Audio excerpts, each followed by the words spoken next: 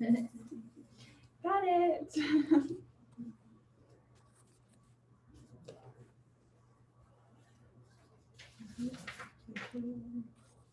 Hi, so Melissa, we're approaching 8:30. Let me know if do you call the meeting or do I call the meeting to order? You do, Rachel. All right.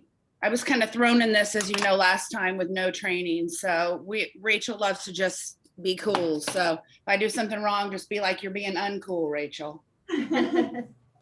All right, so I see Shireen. Hi, Shireen. Look at you live and in person at the senior center. I love it. And I see Ellen's hair, which is beautiful, but I don't see her pretty face. There she is. Who else are we waiting for here? Barbara, are you there? Barbara is not here yet. Okay. And I see some friendly faces. All right, well, Melissa, you let me know if we've got enough people to start and if we're ready to roll. We do. You are ready to go. All right, well, let's call this meeting to order at 8:30 on November 10th. Hi, everyone, I'm Rachel. I'm gonna take a roll call. I'm here. Barbara Klein? Not here. Ellen? I'm here. And I see Shireen. Shireen? Yes, here. And then Michael, are you on? No, I don't see you. And Melissa, I see you. Is Sheila on with us? Is she the City of South Pasadena icon we see? She's in the corner. Oh, hi, Sheila. All right, so we'll move right on to public comments. Any general public comments anybody might have? No, we did Now not receive, Go ahead, Melissa. we did not receive any public comment. Okay, good. I guess that's good. All right, then we'll move on to Dementia Friendly America, who has a presentation for us today. Nathan, is that you? I see Nathan and Chris and another face. I'm Chris. Hi, Rachel. So we're actually going to kind of rearrange the order today. Okay, So we're going to start with our action discussion items and then go back to our presentation. okay. What number are our action? Oh, there we're at number 8.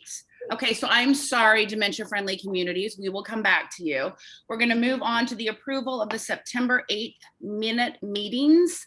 Can anyone make a motion, please, to approve those minutes? I made the motion. Hi, Thank- Barbara. Thank you, Shireen. And do I have a second? I'll second. Thank you, Ellen. So it looks like those are approved. I'm not there to sign it. I don't know if somebody else can or how that works. Melissa, let me know. I will send them to you through DocuSign. That sounds perfect. And now we want to move on to an election of a chair and a vice chair for this coming year. So Melissa, do you handle that? That is you. Okay. All of it.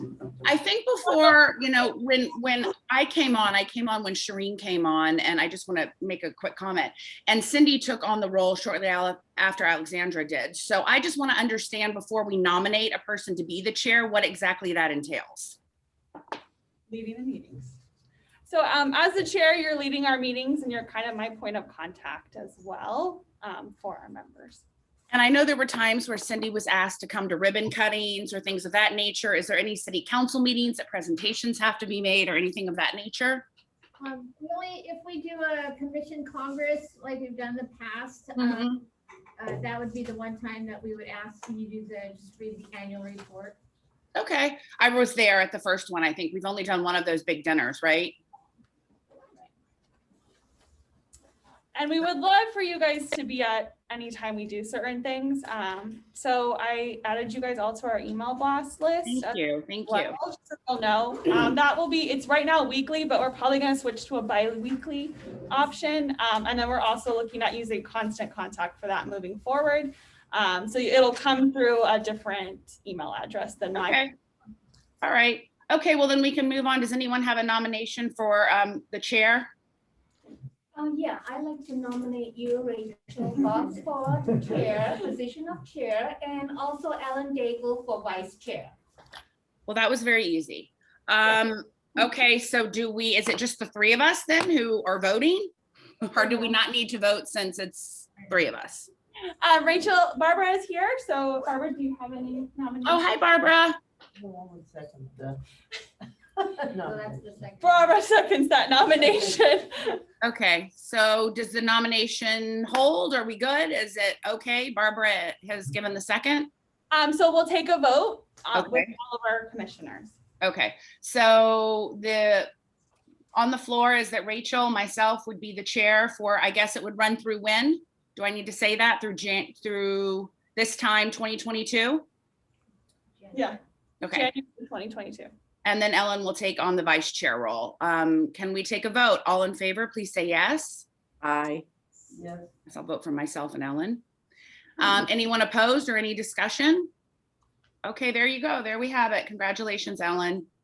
Congratulations, Rachel. Thank you so much. It's very exciting. I'm gonna get a crown.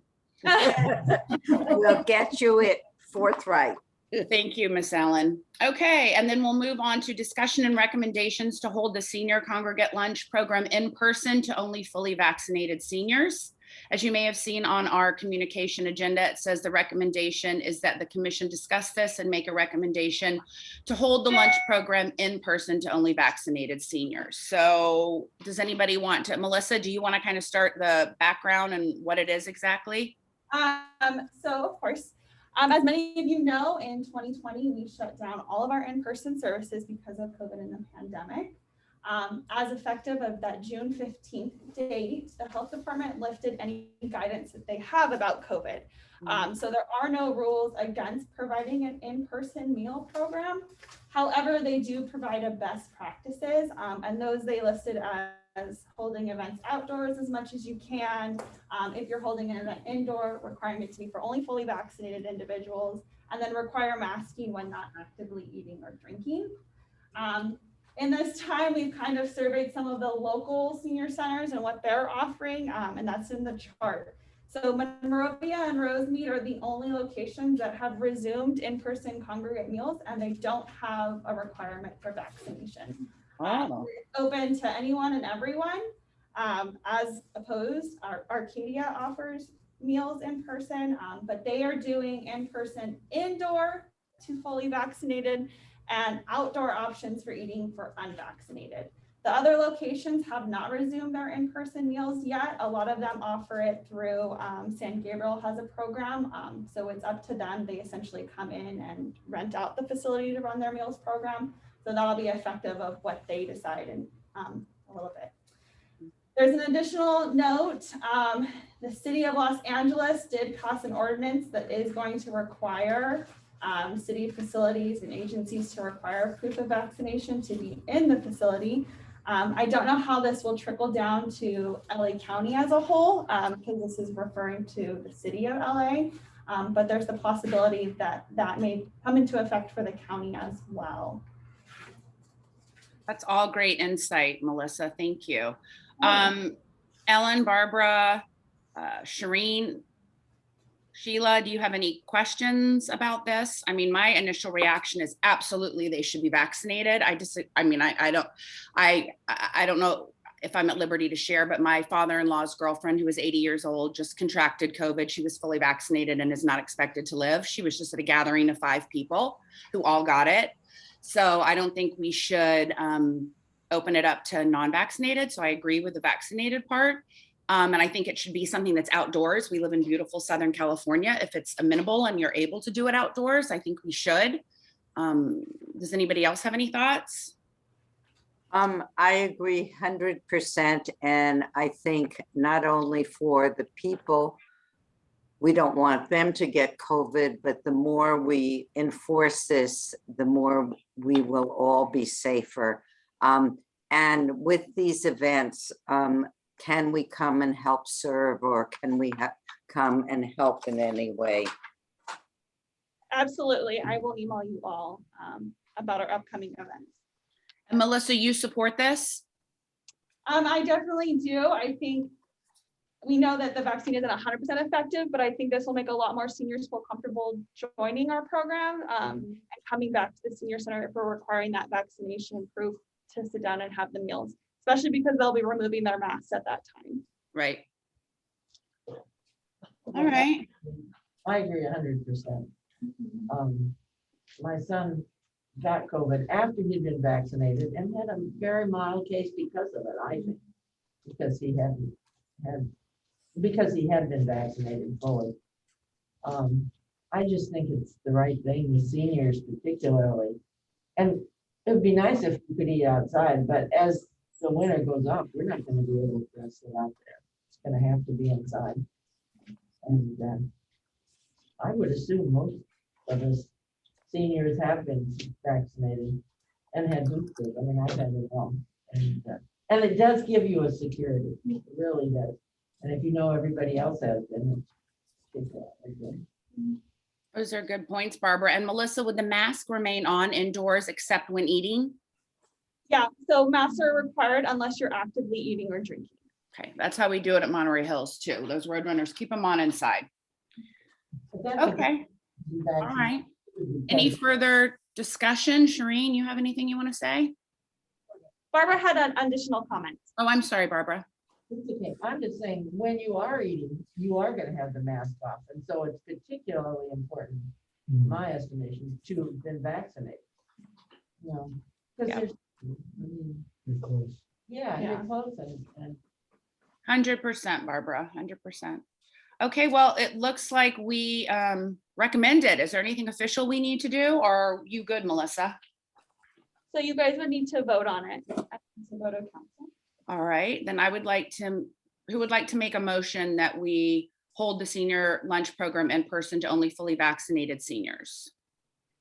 I would like to make that motion that we hold it outside to only vaccinated seniors. And while they're outside, they're not eating to wear masks. And I think it's great that, oops, sorry, that's the motion. And I know you said outside, there may be, as Barbara said, occasions that we would need to be inside. So should the motion be inside or outside masked except when eating? Yes. Okay. Great. So we can amend that. Thank you. Does anyone second Ellen's motion? Barbara, thank you. All right, let's vote. All in favor of the lunch program being in person to fully vaccinated seniors being masked except while eating indoors or outdoors? Please raise your hand. And is anyone opposed? Okay, great. It's exciting that that will start back up. I know that'll be really wonderful for a lot of people. So thank you, Melissa, for bringing that back to the plate. Yeah. So we're looking to resume our in-person congregate meals in January in the new year. Wonderful. Well, great. All right, are we moving on to communications or back to the presentation, Melissa?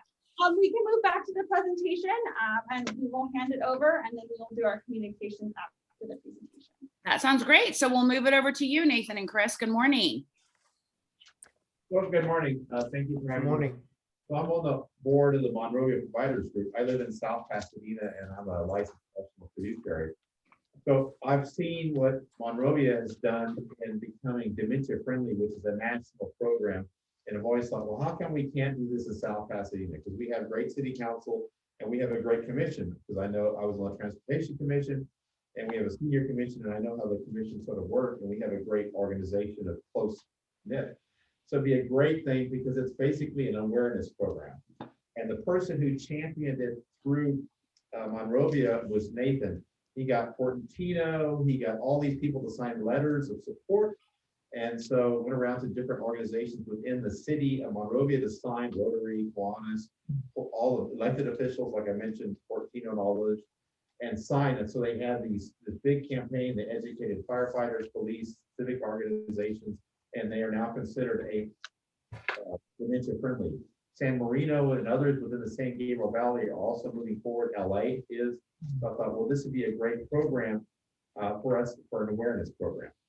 Expense minimal, so that's the advantage of budget. So Nathan has offered to write a presentation and talk about it because he's the expert, and also be the liaison to us to help us navigate through this. Like, don't go to step B until you go to step A first. So not to jump too much.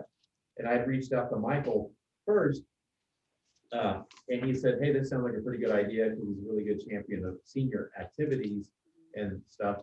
So that's where I went first, and then he brought me Melissa. So Nathan, I'll turn it over to you now.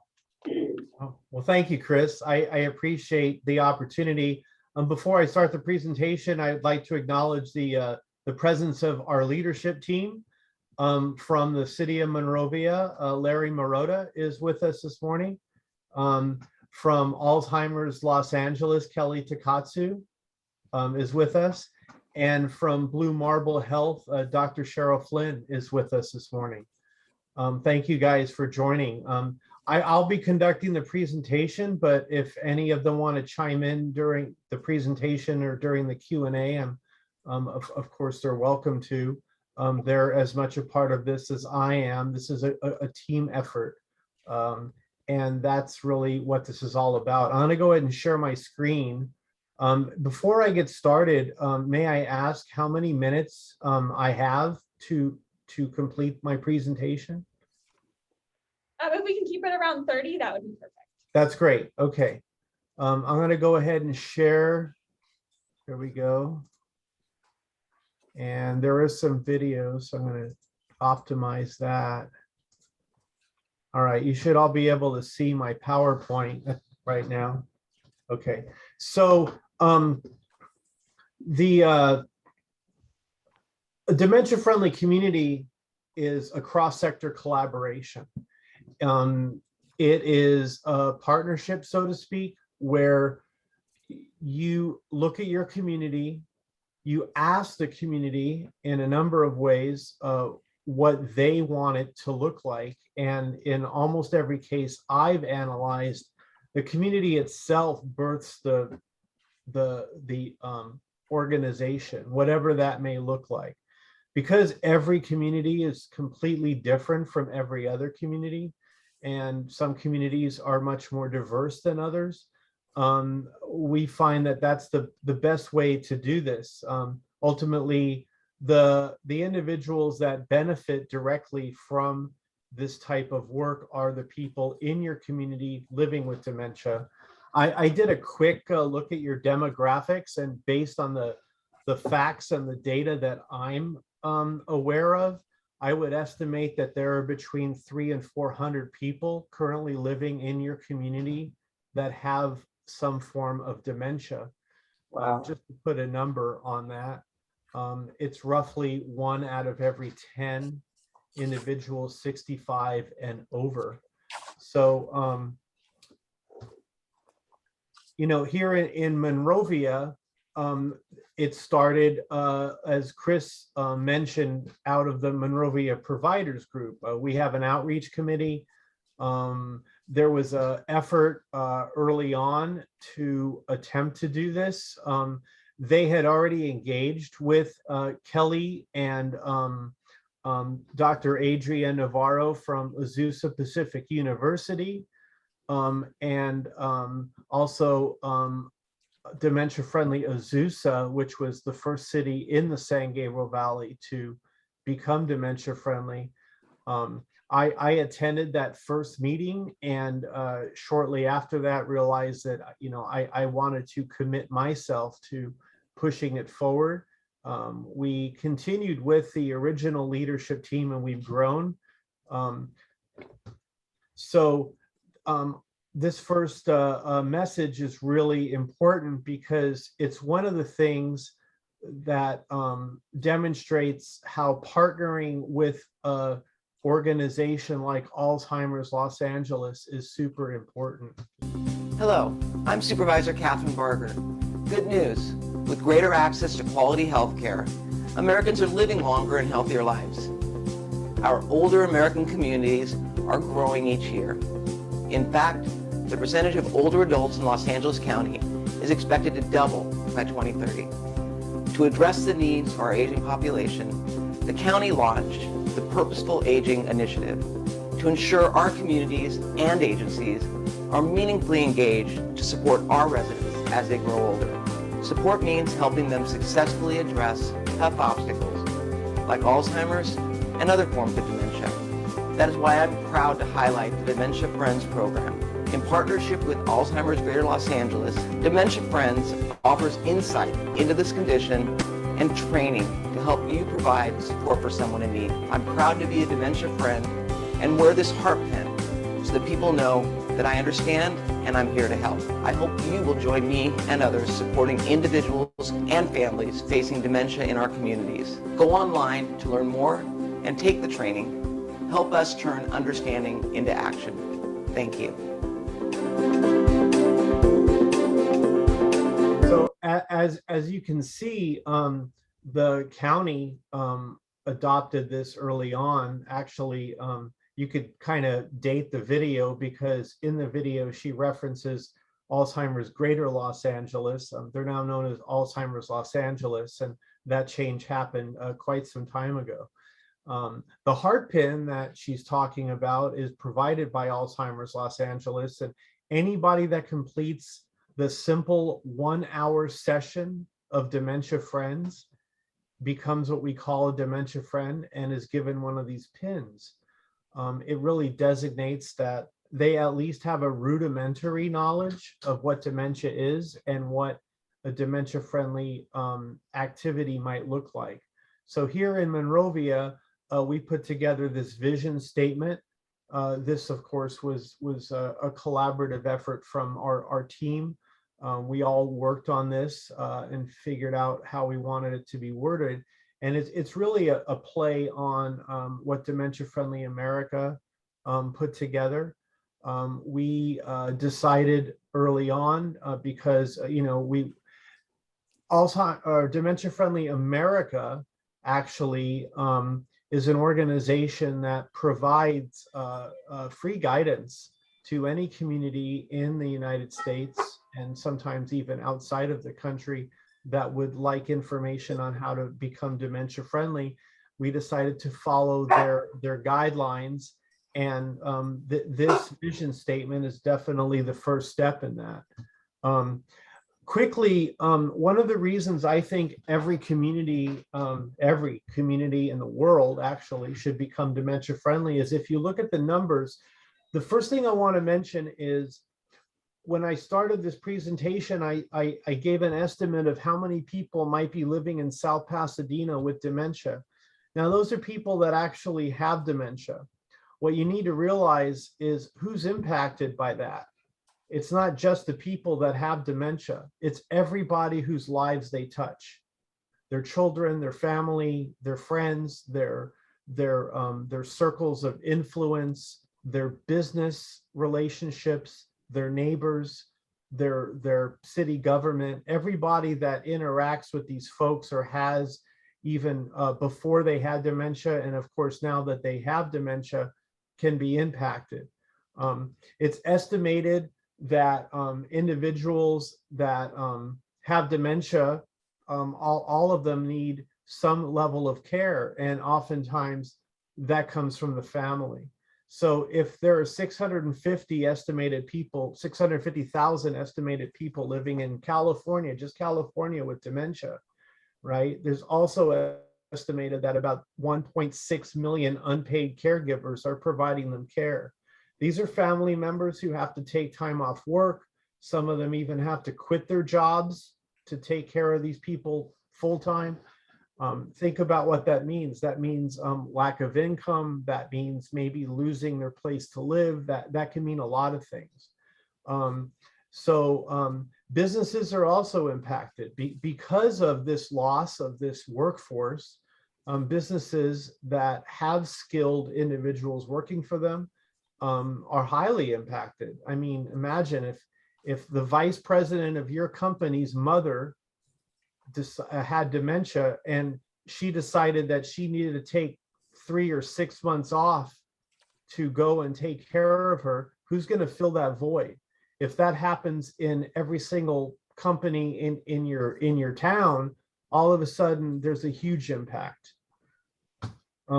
So what does a dementia friendly community look like? Well, it is, as I mentioned, it's a cross-sector collaborative. So every business, organization, community member, city government, county government, they can all be engaged. What we did here in Monrovia is we actually reached out to the stakeholders that represent each of the sectors represented in this diagram. And we actually we actually have now representatives from virtually every single one. And it's a great place to start. If you know your community, you know who these people are. The way I initially reached out to them was, as Chris mentioned, giving them a brief overview of what dementia-friendly community looks like using a presentation similar to this, and then asking them to sign a letter on their own letterhead saying that they support our work. So here is, this is Dementia Friendly America's message.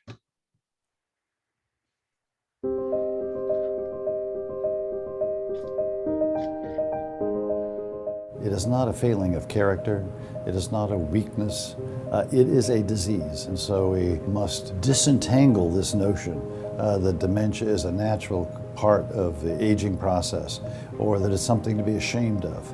I was ignorant about the disease when I was diagnosed, and so I had to get in and learn, and I didn't want other people to be ignorant either. My whole focus has been trying to educate, advocate, and help bring awareness to the disease.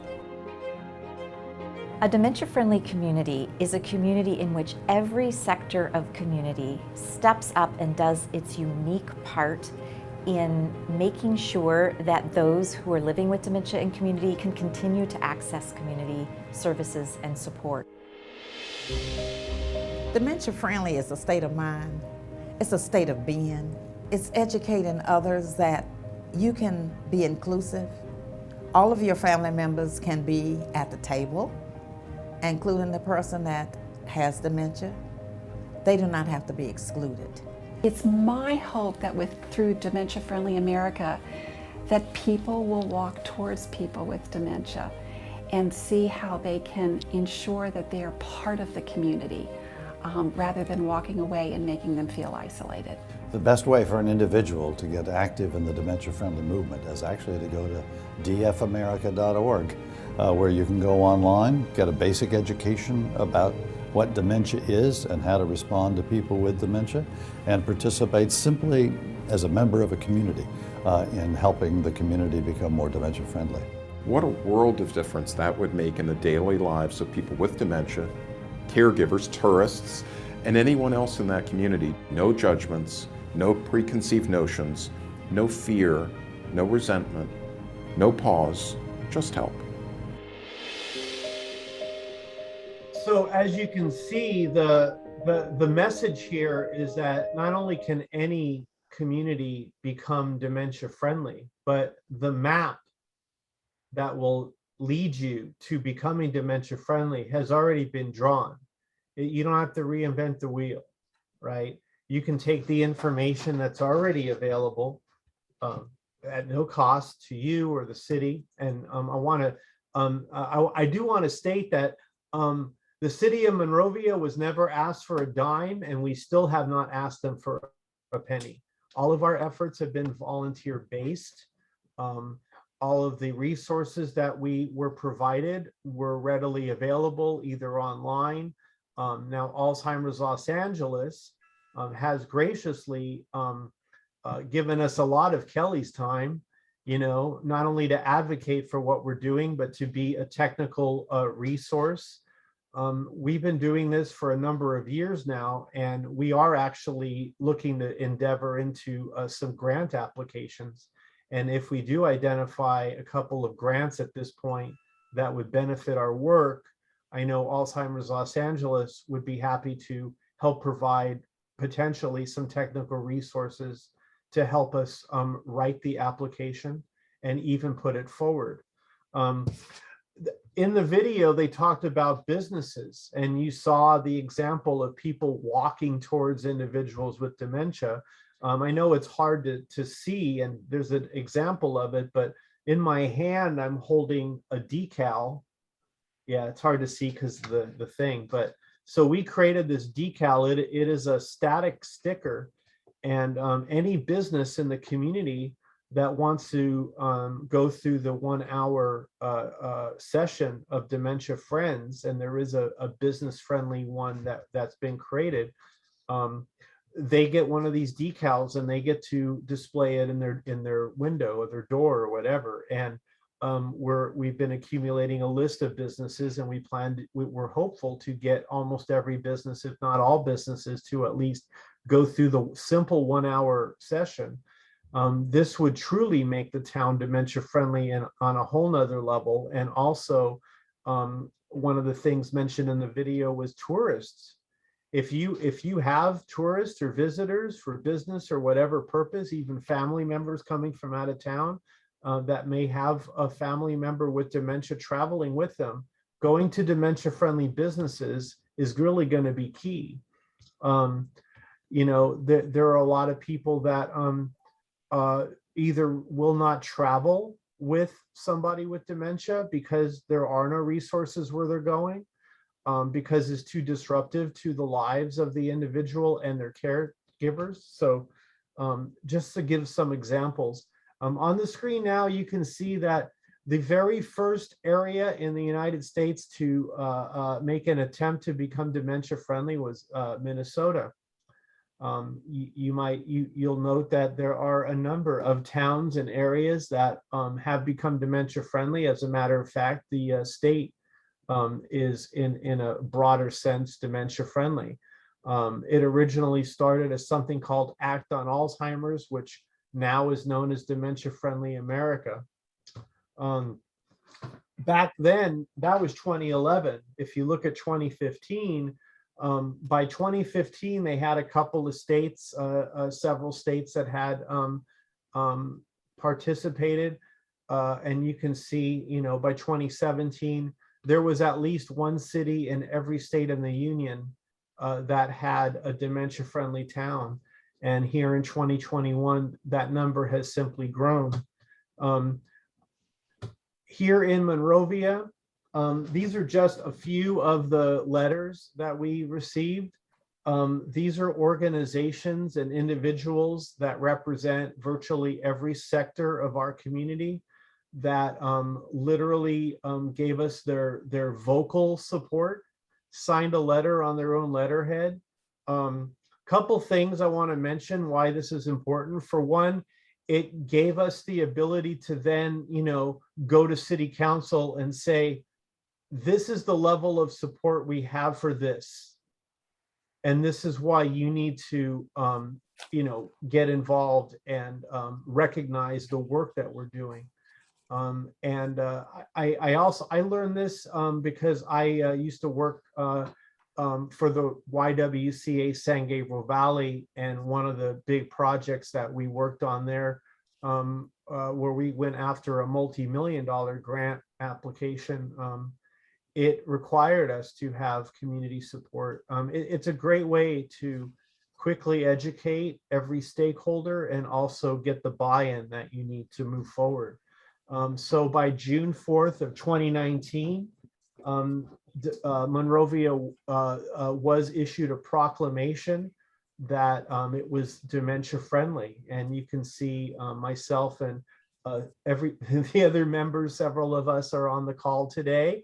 We're looking back going, is that really me? How many years ago was that? Okay. So yes, obviously this is pre-COVID. None of us are wearing masks. It was a completely different world, it seems, but it actually did happen. And since then, we've developed much richer communication and relationships with the city manager, with the police department, who's now in talks with me to allow us to do training for their community service officers, and some others that I don't want to say they were hesitant, but getting them to really allow us to get into their organizations and create some change was, they needed some more evidence, and I think we've given them quite a bit. Nationally, these are just some of the organizations that sponsor dementia-friendly communities. You may recognize some of them. Obviously, some of them are national brands. The simple mantra is to foster dementia-friendly communities across the United States. And here in Monrovia, we've actually taken that to heart recently. I parked the, I found that the web address dementiafriendly.org was available, so I bought it and it's ours. And there's actually already a site up. But we're not just looking to take that and own it. We're looking to share it, and we're planning on allowing space and activity from any city in the San Gabriel Valley that would like to become dementia friendly. Will allow you to be listed and have your resources there, et cetera, et cetera.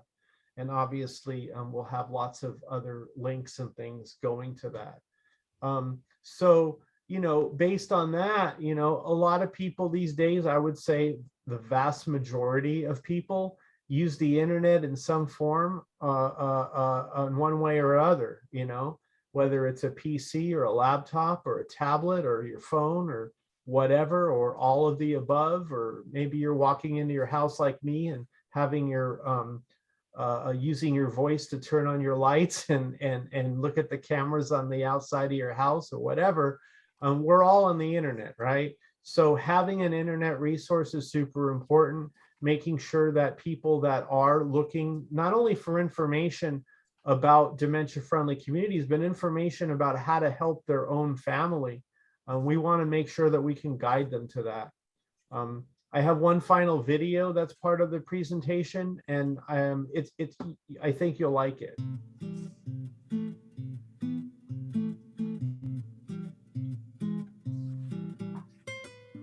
As members of a community, it can be easy sometimes for us to spot someone in need. But when it comes to people with dementia, the signs are not always so obvious. Without the support of the community, families and individuals affected by dementia can often feel invisible, lost, and in some cases, in danger. Everyone has a role in creating a safe and supportive dementia-friendly community. Your community can take steps to become dementia-friendly by following a 4-phase process. In Action Phase 1, you'll bring people together from all areas of the community, from government to healthcare, local businesses, and faith groups. Everyone from young to old should be invited, especially people living with dementia and their family and friend care partners. In Action Phase 2, your community will assess your current strengths and gaps when it comes to meeting the needs of people living with dementia. Then you'll share information with community members so they understand and have resources for adopting practices and policies that will make it easier for people with dementia to carry out their everyday activities like banking and shopping. In Action Phase 3, you'll prioritize what your community can do to become more dementia-friendly. Finally, in Action Phase 4, your community will act together, taking steps to become dementia-friendly and improving the quality of life for everyone touched by the disease. Ideally, all areas of the community adopt dementia-friendly practices, and the entire community undertakes goals they have chosen together. You can become part of a growing movement in creating dementia-friendly communities. By taking small steps together, we can make a real difference. So I found that entertaining, but also very informative, you know, really just as you could see, I mean, in 60 seconds, it summarized everything you need to know about what a dementia-friendly community is. And the reason I like that video is because when you're going out to the community and you're trying to tell them what you're trying to do, it could be summarized in 60 seconds, you know? It's not super detailed. It doesn't have to be really complicated. It's actually quite simple. To put it as simply as possible, a dementia-friendly community is a community filled with people who are dementia friends, right? And that's why a big part of what we're doing is encouraging people to go through the simple 1-hour dementia friend session. Obviously, on a much higher level, where we are looking to influence city policy, we are looking to train police officers and first responders. We are looking to provide educational resources and counseling and all sorts of other things. Those kind of things are already in place in some cases, and we're just directing people to resources that exist. In other cases, there are things that we might need to build, and we're willing to do that. We're willing to work with our community and figure out ways to make those things happen. You know, taking an all sector approach, as you can see on the screen now, is the way it's done. I think it's the easiest way to do it. It's also the way to make sure that everyone has a voice, right? We're not doing this in a vacuum. This has to be a community effort. Everybody should have a chance to raise their hand who wants to. Here's an example of some sector training that we can do. The one on the screen is financial services, which would be banks or what have you, or like Chris. Hey, Chris, you can do this one. The idea is that you just use the already existing templates and documents to educate that particular sector, like in a bank, right? If the bank had the ability to provide you know, an extra handout to the individuals living with dementia. I know I actually come from a background of banking. I was a relationship manager for many years, and you know, they teach us about vulnerable seniors and individuals, and we're supposed to look out for them. We're supposed to note that whether we feel that they're compromised or being manipulated or whatever. So this just takes that, just adds another layer to that. We're just asking the bank to add a little sentence or two into their training that they're already doing. And we're happy to go in there and work with them on a one-on-one basis with their managers or whatever. There's really, like the last video showed, there are 4 phases. The first one is to convene, and that's really the key part, right? I mean, you already have your commission. I would, you know, suggest that the members of your commission that are interested join the group, but then you convene a meeting with the stakeholders. So, you know, figure out who they are, invite them, and start by showing them a presentation like the one I'm showing you now. Educate them rather quickly about what you're trying to do, get their input, and you know, then move forward. Use the engagement tools. As far as analyzing, we work with Azusa Pacific University, and some of their students actually put together and implemented the surveys that we did of our town. They even, once they had all the data, they came back to us and they did a presentation of the information to our committee. And then we use that information to figure out how we were going to act. And that's in 4, where we're acting together. That's where we got the city to acknowledge us. And that's when we started doing some more of the you know, development part of the outreach. Obviously, COVID has had a huge impact on our efforts. We've actually had to stop many of them, but we continue to try to get together online, and I'm always sharing information and encouraging other cities to do like what I'm sharing with you now. Forming an action team is something that can happen at some point once you have an established committee. And you can see who the players in that are. These are organizations that actually engage with the community on a number of levels on a regular basis. I'm sure you have many, or if not all, of these organizations represented in your community. The general aim is to help the people, the person living with dementia, make sure that they have a good well-being, that we have some care partner efficacy by giving the education that they need. A lot of home-based caregivers have no idea what dementia is, and they're really just trying to kind of fly by the seat of their pants, which is all that we can do. But with just a little bit of knowledge, they can actually provide a much higher level of care for that person. And then, of course, care partner support for the family. Caregiver 101 starts by knowing that your limitations are you're limited by your health. So you have to take care of yourself. Taking care of yourself is number one. If you're not cared for, you can't take care of the person you're in care for. Here in California, you can see that Southern California, several counties and cities are involved. There are some that did it independently, and they're listed as well. Here are our social sites. We have a Facebook page and now a website to share information. And finally, you know, my contact information. You know, if you have any questions for me or whatever, and I am happy to be a resource for you, be a guide. You know, I donate. You know, I'm happy to contribute as a consultant. Obviously, there's no cost. I'm not looking for anyone to pay me anything for this. I do this because I love it and I believe in it.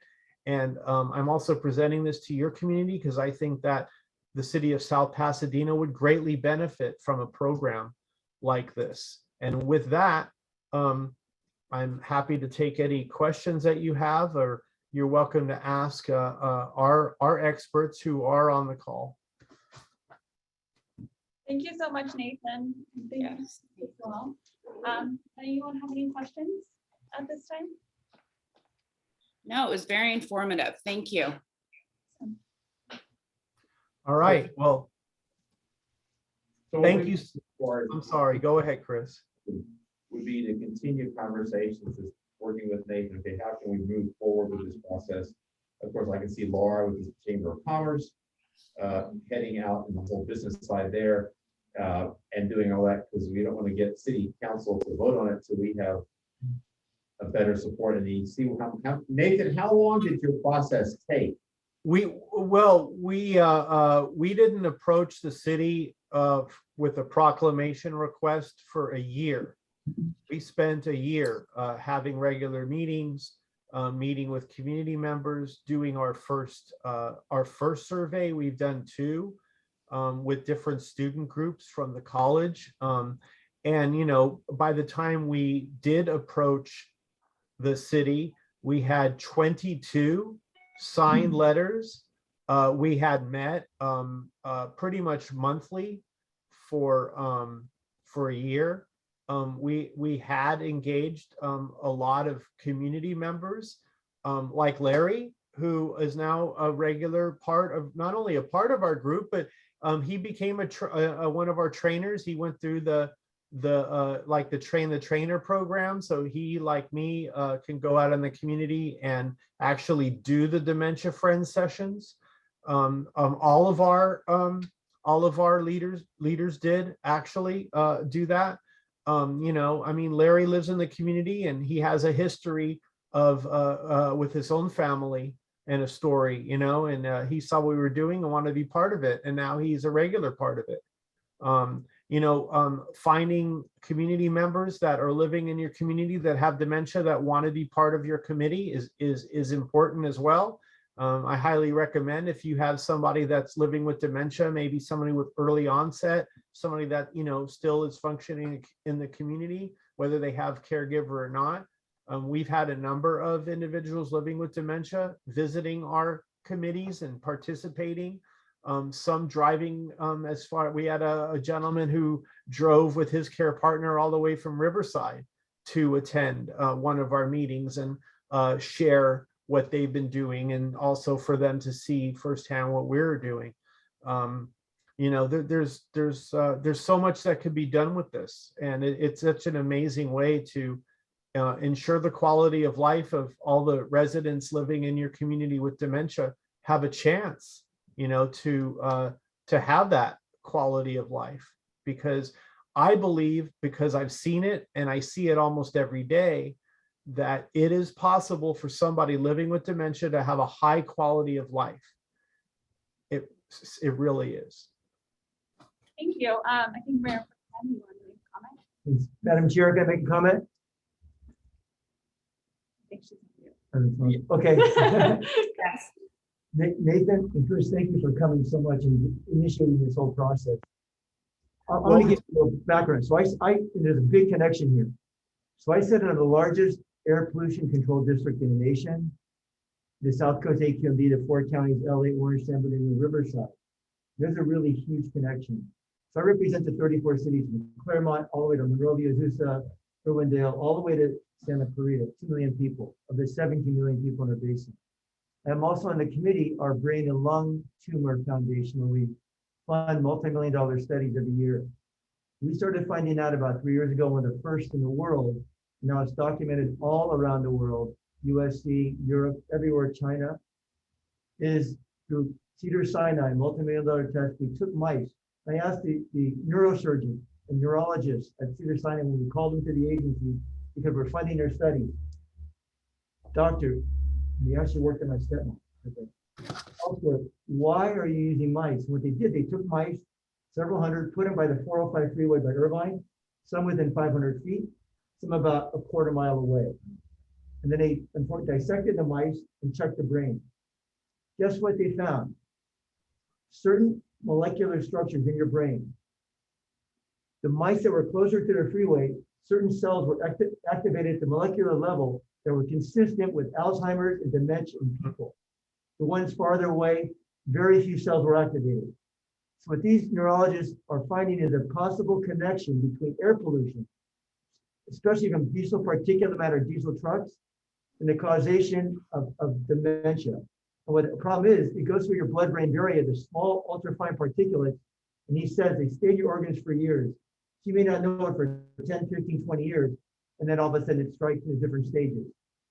So I'm just giving, it's so important that you somehow make this connection between air pollution, which also is air pollution. No, not only lung, cardiovascular, but now we know there's brain impacts from air pollution. So just bringing it up, somehow we can maybe use it together, but I'm working on prevention. You're working on kind of dealing with it. So let's maybe partner it out, however you want to, just putting it out there. Thank you. Well, I would like to say that it is documented, and there are a lot of studies that are showing that environment and lifestyle can have a significant impact on somebody's propensity to have dementia. I mean, there are over 400 documented varieties of dementia that have been diagnosed by different neurologists and in different study groups. You know, I know Dr. Flynn works on a health component and is quite familiar with how health can negatively affect any, you know, not just somebody with Alzheimer's, but pretty much any senior's health. Would you like to share anything? Thanks, Nathan. Sure. Yeah. So my company is Blue Marble Health, and we've developed a digital health and wellness tool for balance and fall prevention in older adults, as well as other kind of chronic diseases, and helping people to live more healthy lives. And we have applied for a grant, actually, should be getting some information soon about whether we got that, to add some components to help people with dementia use our platform. And I'll mention that right now we're running a very large clinical trial, and we have enrolled a few people who have lower cognitive impairment, certainly would fall into the dementia category. And it's been very interesting to provide a solution to the family members to be able to help their family members to exercise and keep their, their balance strong. So yes, I can definitely attest to the fact that people can live long, healthy lives, even though they have had a cognitive impairment. And it's just been a real pleasure to be part of the dementia-friendly community and helping to make sure that our communities welcome and, can help these people, identify them in the community and help them. Thank you, Cheryl. Kelly, would you like to just briefly share the resource that you provided to our development of dementia-friendly Monrovia? Sure. I'm Kelly Takasum from Alzheimer's Los Angeles, and I think we've come and presented, on dementia friendly before to your commission. But I did just want to put all of this dementia friendly community work in perspective of a larger space. So in LA City, LA County, this aligns with the Purposeful Aging Initiative, which is meant to improve our entire community's response to older adults. Included in those recommendations is the adoption of dementia friends. At the state level, we have the Master Plan on Aging, which included in there was, in this last year, there was a significant amount of money to address older adults and specifically dementia. The State Alzheimer's Task Force gave a series of recommendations. Included in there was $5 million to support dementia-friendly communities. So your initiative aligns with work that's happening locally at the state level, nationally and globally, actually. So I would highly encourage you to consider, taking the next step in becoming a dementia-friendly community. There are many different ways to do it. Dementia-Friendly America, as Nathan presented, does provide a lot of technical support. You get on their map and you'd be recognized with many other cities across this country. And Alzheimer's Los Angeles is happy to provide technical support. We have a lot of free resources that are available in the community. And we actually have staff members who live in your community and live like walking distance from your office. So, we are in the community, we're active. We provide all of our resources for free. And I'm happy to provide technical support as you consider this. And I'm happy to answer any questions or speak to you later about what that might look like. Thank you, Kelly. Great, well, thank you all. I appreciate it. I think I can reach out to you guys moving forward on our next steps as well. So thank you. Thank you all. Thank you all for your time. Have a wonderful day. You as well. Thank you. Yes, thank you so much, everyone. Ms. Rachel, our chair, has the phone. Yes, I've moved to phone to get my Tiger dropped off at the high school and get on to work. But are we moving on, Melissa, to our senior center updates now? Yes, we are. So I will provide. That sounds great. Okay. So for our commission, a quick update on the senior services. Our nutrition program as of this week is serving 47 homebound seniors for our nutrition program. We have 7 active grab and go members, so we reinstated our grab and go program because this allows us to serve seniors outside of South Pasadena. So our homebound program is only for residents, and then our grab and go program allows anyone in LA County to come by and pick up a meal. So we currently have 7 active members there. Our numbers for our nutrition program switch between about 45 to about 55, depends. Some people take some weeks off and some people join back. So that's where we're averaging right now. In terms of senior programming, we had 2 pretty successful events in October. We had Taste of Autumn, which was sponsored by Anthem Blue Cross. They brought in different treats that were kind of like fall flavored, so different apple ciders and different maple treats and things like that out on our patio. So we've been doing most of our programming like that outside so that the seniors feel more comfortable. We had about 28 seniors attend, which is about the biggest we've had since returning from COVID. And then the following day, we did a Halloween celebration inside our facilities. We played different games like roll a jack-o'-lantern or mummy games, and kind of had some fun activities. And then we had a scary movie afterwards. And again, we had 27 people attend that event. So both of those were pretty popular. So we're seeing some improvement in our numbers of people attending. We're still offering all of our language classes. So that's Italian beginners. We have a conversational Italian, Spanish, and French will be coming back in December. We also provide our normal functional fitness class on Mondays and Fridays, and that is at Garfield Park. So it's outdoors, so they can space out more, and if they need to take their masks off, they feel comfortable. And our most popular class so far is line dancing. That's come back here on Thursdays. So she fills out this room. She takes about 20. Super popular, and we're super happy to have her back as well. Yes. Pauline is amazing. This month we did celebrating Day of the Dead. So the first week in November we did some Day of the Dead activities. So we had a craft, we watched the movie Coco, and they played Loteria, which is a bingo version in Mexico. We also did a Veterans Day coffee and treats yesterday, which was really nice, as well as Wellbe Health came out and did blood pressure screenings at that event. Moving forward, starting next week, we have a fall festive craft day on Wednesday, and we'll do Thanksgiving treats out on the patio on Friday. You guys are more than welcome to join us. Moving into the holiday season, we'll be bringing back holiday cheer as well this year. So I would love for volunteers to assist with distribution of those items. So we're asking for donations of gift cards and sweet treats and sugar-free treats as well. And I have some flyers I'll give to you guys. We will be having our Christmas holiday luncheon this year. So that'll be at War. We're very excited. So I'll pass that around as well. If you guys want a flyer. We're excited. So we're kind of looking to see whether we'll require proof of vaccination for this event. We're not sure if we'll have that confirmed yet, but I feel like a lot of people, some of our seniors actually have resumed wearing their vaccines on their neck, like in a little lanyard. So I think it'll be well received if we move that. That was great.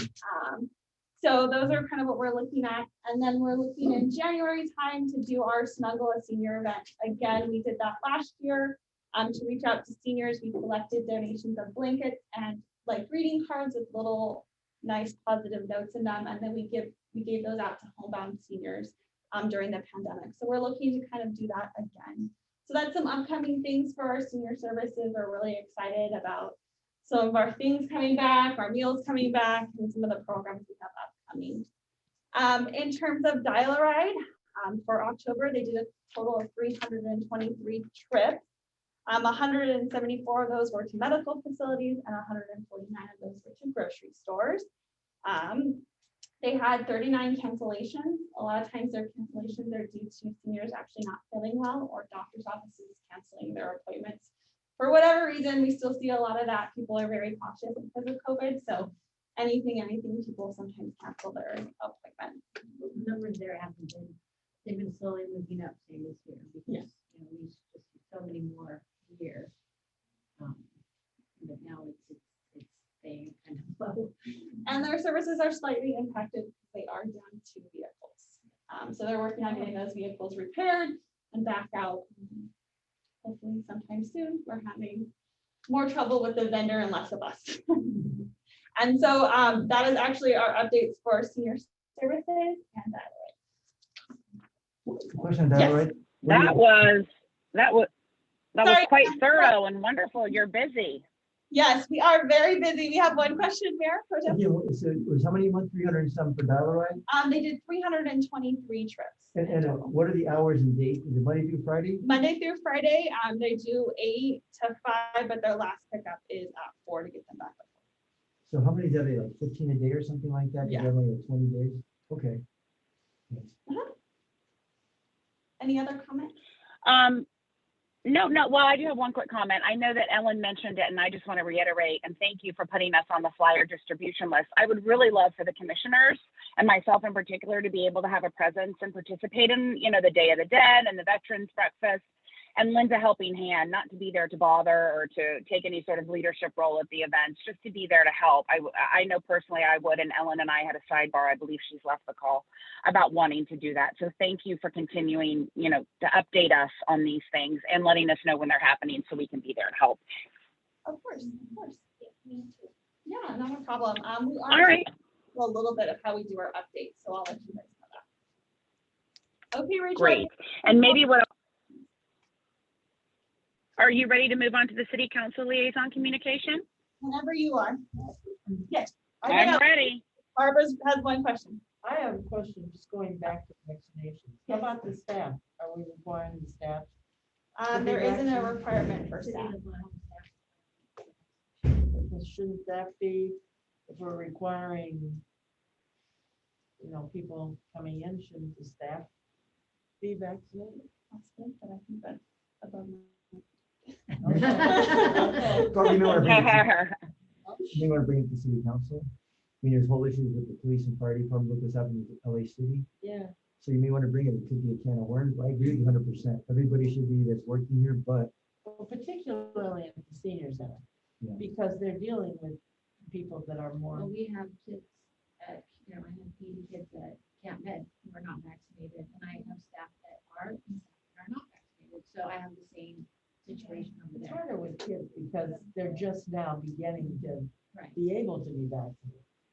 That isn't true of seniors. I mean, we can, anyway, okay, that's, there is no requirement. then. So Not yet. Okay, just, okay.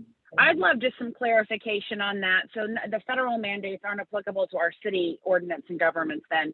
So you're saying there are staff members at the city offices who are not vaccinated, and then there are also people, are there vendors coming in who are possibly catering and things of that nature who are not vaccinated? Yes, there is a possibility, yes. And there's no sort of, and this is just a question because I don't attend the city council meetings, maybe Michael can speak to this, and perhaps you said it, and I'm sorry if I'm repeating, there's no movement in the city to require city employees to be vaccinated. I know the teachers have to be. No, there hasn't been yet. Not like City of Los Angeles has required it. They started issuing termination notices to some employees.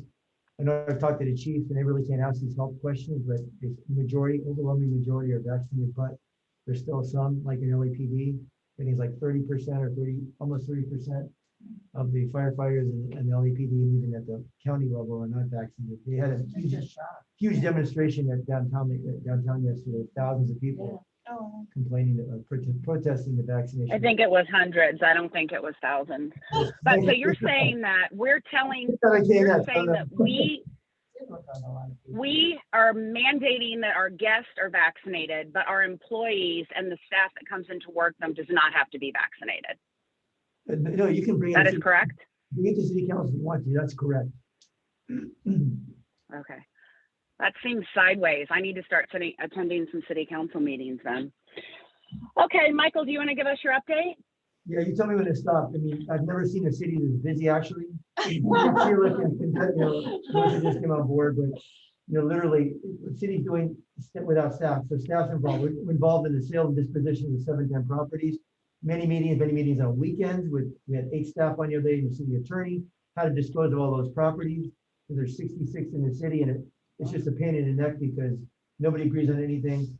The American Rescue Plan, we've got millions coming. How do we spend it? Mainly on water infrastructure, broadband. We're going through redistricting now again. Who's going to be our county supervisor? Are we going to be with LA or are we going to be with the San Gabriel Valley? We're pushing to stay with the San Gabriel Valley. Who's going to be our state senator, assembly members? Talking to Port Dino Saturday, he's looking at redistricting. Congressperson to Judy Chu, Adam Schiff, those are going to be very important issues. We're busy on that. We're having meetings, so it's nonstop for staff. Big law comes effective January 1st, SB 1383 on food recovery. Every city in the state of California, based on the 2016 law, has got to start basically not throwing so much food away. The stores, large restaurants, there are food generators. So for example, I volunteer every Monday morning at Holy Family Church. We send a truck every day to Trader Joe's. And yesterday, I'll tell you, when I was there, Monday I was there, it was, we got the most boxes. Each box is like several feet long by a couple of feet high. Each one can hold 200, 300 salads and things. We grabbed 40 boxes in one day. Usually it's 25, 30. We get nothing from Vaughn's, nothing from Pavilions, nothing from Bristol Farms, and you went over in Huntington.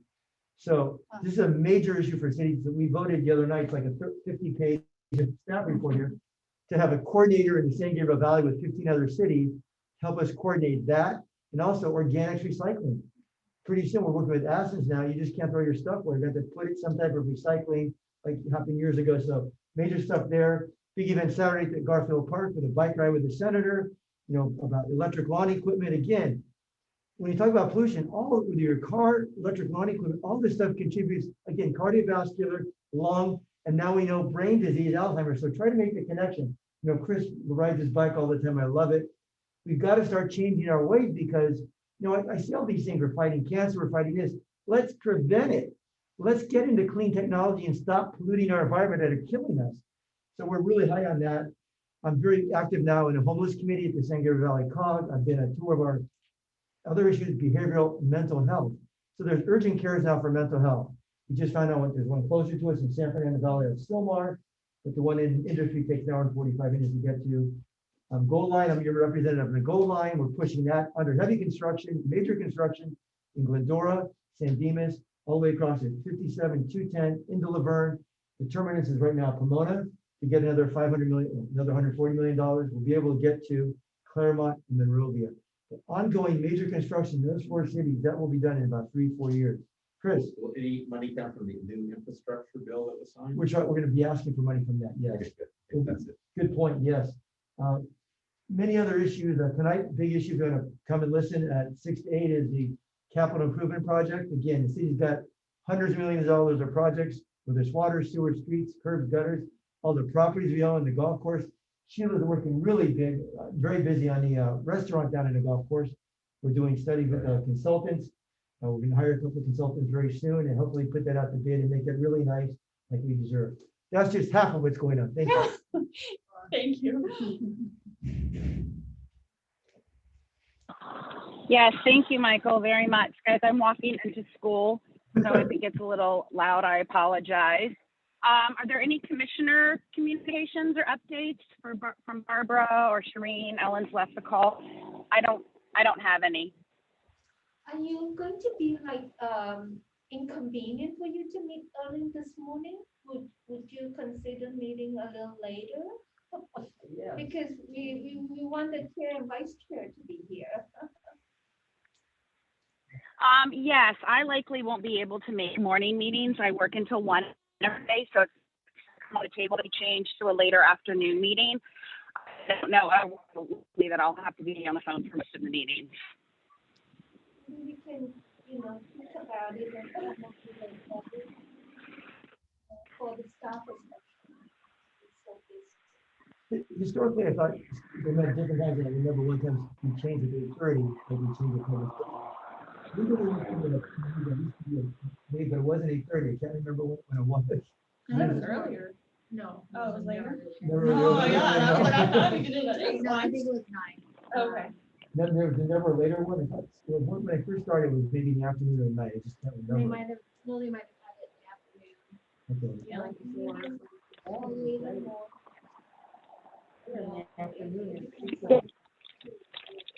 Hey, Cal, can you calendar for the, or on the next agenda? Do you see the different? Yeah, of course. I on it.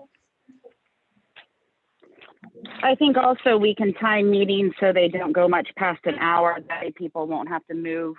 I think 8:30 to 9:30 is something that a lot of people can do. When it goes much past, maybe that becomes difficult. Is that something we should put on the next agenda? Or Yes. should I discuss separately with the commissioners and come to you with our suggestion? Rachel, I'll add it to the agenda for next meeting and we'll discuss a new time. Okay, that sounds great. I mean, I don't mind being on the phone, but I also don't want people to seem, like it can be nerve wracking when people are on and off video and on and off audio. I understand that, but I know we all have things going on outside of this too. So thank you for putting that on the agenda. And then I guess last, before we say goodbye, is any staff liaison communications? I don't have any major updates. I know that we were working on a booster clinic with the county. They have not confirmed the time or date truly. So as soon as I have that information, we'll send it in an update. So it'll be boosters. It won't just be for seniors. It will be anyone who's eligible for their booster shots, but we will host it here. We're just waiting on that confirmation. Anything else, Sheila? The only update I would have is that we are moving. I'm sure it will be in the minutes. Meets in person for their meetings, and only Zoom use of Zoom is by taking public comment. So I'm not sure as of the new year it will become where we need to be in person to have a forum in our commissions. And I mean, unless there's a health reason or something that someone can't be here, but they are looking to start moving back to how our council does it. Council's in person, and then the Zoom is used for public comment. So I just wanted to give you those. And Sheila, there's Assembly Bill, is it 261, which authorizes agencies to still keep hybrid. Check with the city attorney, because we're doing that right now at the AQMD. People come from Riverside, so we're still doing that. As long as we make a proclamation every month. There's a So health emergency. I just don't know when they're gonna end ours. Yeah, we don't know. But that's something we can, So I think January is when it's coming up again. Okay. But they will come in person. So. I'll keep you updated, so.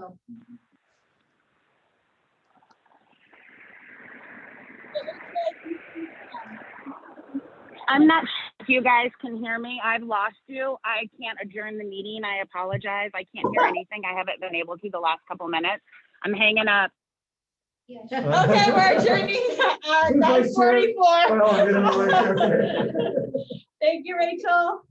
She can't hear. That's so funny. Okay. All right, well, thank you. Thank you, Chris. Let me give you our whole here. So moving forward, I'd like to see maybe creating a subcommittee. That way I know because I was on, since I live in South Pass and go to commission work. So you I are would- on the. What?